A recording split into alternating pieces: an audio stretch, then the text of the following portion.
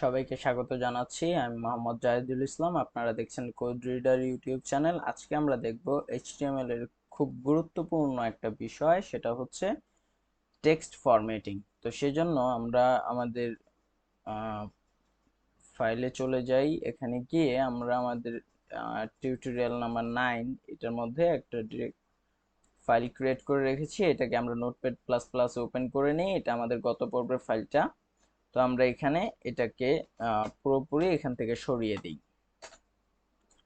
প্রথমে আমরা এক কাজ করি, সেটা হচ্ছে আমরা W3 স্কুলে যাই এবং এখান এখান থেকে আমরা HTML এর যে টেক্সট ফরম্যাটিং সেটা একটা মানে ধারণা নিয়ে আসি আপনাদেরকে সাথে নিয়ে। ফরম্যাটিং এর মধ্যে আমরা গেলাম। এখানে আমাদেরকে বেশ কিছু ফরম্যাটিং আমাদেরকে এখানে দেখাচ্ছে। তো আমরা এই রকম ফরম্যাটিং করতে হবে, যেমন একটা টেক্সট একটু বোল্ড হবে, একটা একটু বাঁকা হবে, ইটালিক, তারপর একটা এই যে সাবস্ক্রিপ্ট মানে একটু নিচে চলে যাবে, সাবস্ক্রিপ্ট একটু সুপারস্ক্রিপ্ট এটা একটু উপরে উঠে যাবে, এরকম করতে হবে আমাদেরকে। তো এই কাজগুলো করার জন্য আমাদের বেশ কিছু এলিমেন্ট নিয়ে কাজ করতে হবে। তো আমরা সেই জিনিসগুলোই দেখব আস্তে আস্তে করে। আচ্ছা, তো আমরা শুরু করি। আমরা এখানে আমাদের সবকিছু উঠিয়ে দিলাম, তারপর আমরা একটা পি এলিমেন্ট নিয়ে কাজগুলো করব সবকিছু। পি এলিমেন্টের মধ্যে রেখে নিব। আসলে বিষয়টা কেমন হবে সেটা বলি। আমরা এখান থেকে একটা লং টেক্সট নিয়ে আসি, যেমন আমরা যদি বাংলাদেশ, শুধুমাত্র বাংলাদেশ লিখি, তাহলে আমরা বাংলাদেশ টিম, সমস্যা নেই, এটা চলে আসলো। হ্যাঁ, আমরা এটাকে কপি করে নেই, এইখানে পেস্ট করি। আমরা আসলে কি করতে চাচ্ছি সেটা বলি, তাহলেই হবে। আমরা এটাকে ওপেন করে নেই। এখানে খেয়াল করলে আমরা দেখব এখানে ফুল টেক্সটটা চলে আসছে। এর মধ্যে কোনো রকম কোনো টেক্সট মানে ডিফারেন্স নাই, পুরো টেক্সটটাই একই রকম।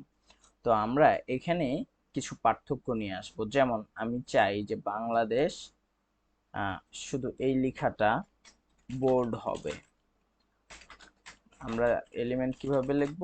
এলিমেন্ট একটা, যে এলিমেন্টের মধ্যে কন্টেন্ট থাকে সেটাকে শুরু করতে হবে, শেষ করতে হবে, তার মধ্যে আমাকে তার কন্টেন্ট যা থাকবে তা দিয়ে দিতে হবে। এখন যদি আমি রিফ্রেশ দেই, এখানে খেয়াল করবেন যে বাংলাদেশ লেখাটা কিন্তু মোটা হয়ে গিয়েছে।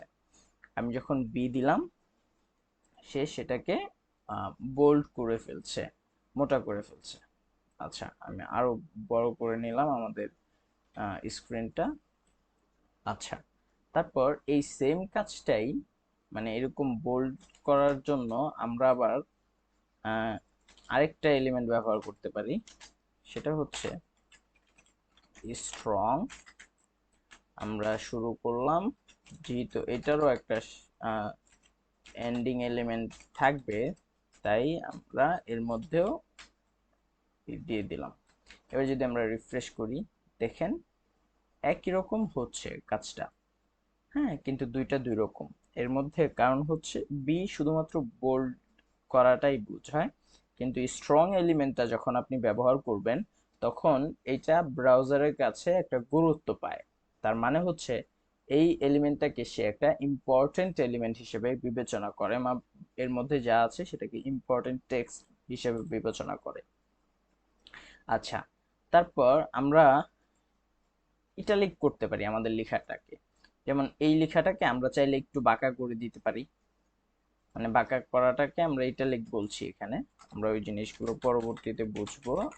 আই, ইটালিকের শর্ট ফর্ম আই। তো আমরা যদি এখানে দিয়ে দিই, এবার আমরা খেয়াল করলে দেখবো কি এই লেখাটা একটু বাঁকা হয়ে গিয়েছে। আচ্ছা, তারপর আমরা এখানে চাই যে আমাদের ঠিক আমরা এখানে চলে যাই আগে।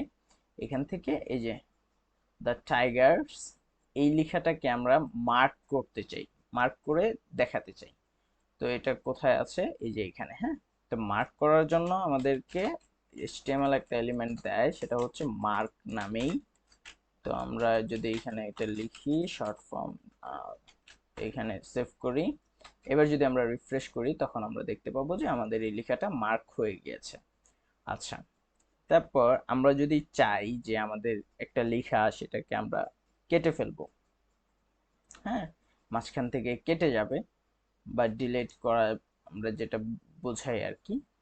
তো এটা করতে গেলে যেমন এই যে পপুলারিটি, এটাকে যদি আমরা ধরি অ্যান্ড এখানে আমরা বলি ডেল, তারপর আমরা আবার ডেল দিয়ে শেষ করে দিই। তো সেভ করার পর আমরা যদি রিফ্রেশ দিই তখন আমরা দেখতে পাচ্ছি এটা মানে মাঝখানে একটা দাগ চলে আসছে। এখন আমরা আরো একটা ব্যবহার করতে পারি, সেটা হচ্ছে আমরা এই বাংলাদেশ ক্রিকেট বোর্ড এতটুকুকে কাট করে নেই, তারপর আমরা একটা এলিমেন্ট ব্যবহার করি, এটা হচ্ছে আইএনএস। এর মধ্যে আমরা ডেটাটা দিয়ে দিই, তারপর আমরা যদি সেভ করি রিফ্রেশ দেই তখন আমরা দেখতে পাবো এটার নিচে একটা আন্ডারলাইন চলে আসছে। হ্যাঁ, তো আইএনএস এটা হচ্ছে ইনসার্টেড টেক্সট, এটা বোঝায় আর কি আইএনএস। আচ্ছা, তারপরে আমরা আরেকটা জিনিস ব্যবহার করতে পারি, যেমন কোনো একটা লেখা আমরা যদি চাই যে যে লাইনটার মধ্যে আছে, যেমন এখানে যদি আমি দেখি যে এটা যে লাইনের মধ্যে আছে এখান থেকে মেম্বারটা একটু উপরে চলে যাবে, আবার এটা একটু নিচে চলে আসবে। হ্যাঁ, এই জিনিসগুলো আমরা করতে পারি। তো এই জিনিসগুলো করার জন্য আমরা এই ইন্টারন্যাশনালকে নিলাম, কাট করলাম, এটাকে আমরা বলতে পারি সাব, এর মধ্যে সরি, এর মধ্যে আমাদেরকে এটা শেষ করতে হবে এইখানে। যদি আমরা সেভ করি রিফ্রেশ দেই তখন আমরা দেখতে পাচ্ছি যে এটা নিচে নিয়ে আসছে এটাকে। তারপর আমাদের আরেকটা আছে, সেটা হচ্ছে আমরা কোনো কিছুকে উপরে নিয়ে যেতে চাইলে যেটা ব্যবহার করব সেটা হচ্ছে